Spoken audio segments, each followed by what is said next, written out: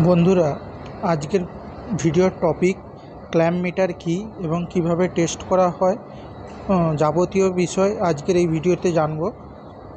আপনি যদি ইলেকট্রিশিয়ান বা টেকনিশিয়ান, ইলেকট্রিক্যাল টেকনিশিয়ান বা একজন স্টুডেন্ট হন, তাহলে এই ক্ল্যাম্প মিটার আপনার কাজের দক্ষতাকে আরও দ্বিগুণ বাড়িয়ে দেবে।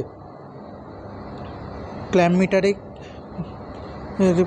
কী পার্টস থাকে, এটাকে বলে প্রোব, আর এটাকে জ্যাক বলে, এটাকে ডিসপ্লে, হোল্ড সুইচ এবং সিলেক্টর নব এবং ক্ল্যাম্প, যেটা থেকে ক্ল্যাম্প করা হয় কারেন্ট টেস্ট করার জন্য। তাহলে এবারে ডিসপ্লেতে কি না, ডিসপ্লেতে আমরা এই প্রোবের সাহায্যে যেই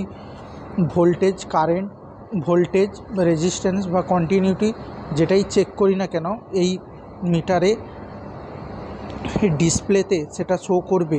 এবং এটা হচ্ছে ডিসপ্লে লাইট ইন্ডিকেশান। এবং কি চেক করা হয়, এটা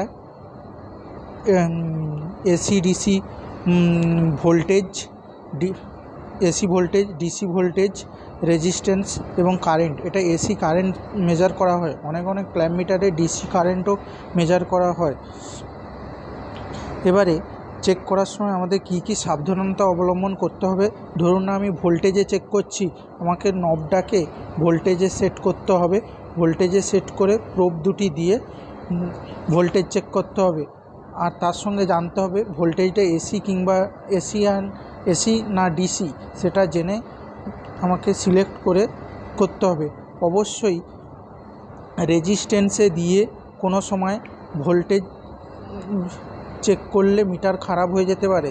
আরও একটা অবলম্বন করতে হয়, যেটা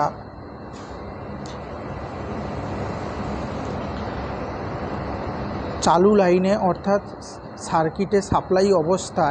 কোনো সার্কিটে সাপ্লাই অবস্থায় রেজিস্ট্যান্স চেক করা যাবে না, বা ডায়োড চেক করা যাবে না, বা কন্টিনিউটি চেক করা যাবে না। এবং সবসময় পিপিই কিট পরে এটা কাজ করা উচিত।